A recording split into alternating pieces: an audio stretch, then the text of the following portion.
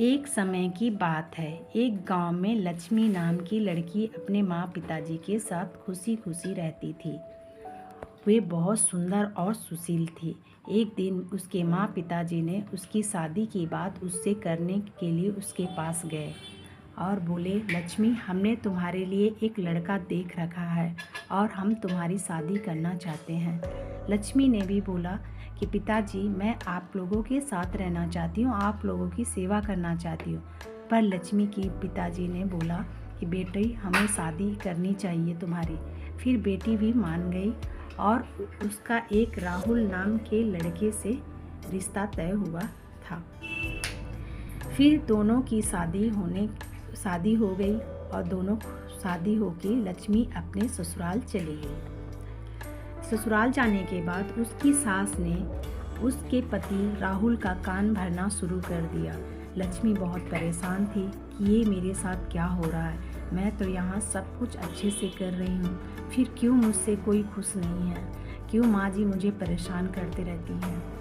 राहुल अपनी माँ की बातें सुनकर लक्ष्मी को बहुत परेशान करता था। उस दिन भी लक्ष्मी अपनी सास की बात सुन के परेशान हो जाती। बेटा अपनी माँ की बातें सुनता और लक्ष्मी पे गुस्साना शुरू कर देता। लक्ष्मी ये सब देख के बहुत परेशान हो जाती थी और सोचती थी, मैं क्या करूँ? लक्ष्मी का पति राहुल उस पर बहुत क्रोधित होता और उस पर चिल्लाता। लक्ष्मी रोने लगती, उस परेशान हो जाती, कुछ समझ में उसको नहीं आता।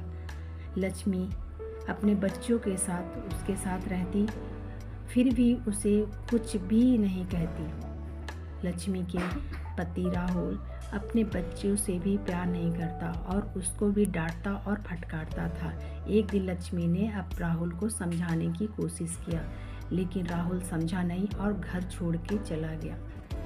लक्ष्मी भी अब ये सोची कि मैं अब अकेले ही रहूँगी, मुझे परेशान करता, बच्चे को परेशान करता, और उन तीनों खुशी खुशी रहने लगे। लक्ष्मी भी अपने बच्चे को संभालने लगी और ऑफिस जाने लगी।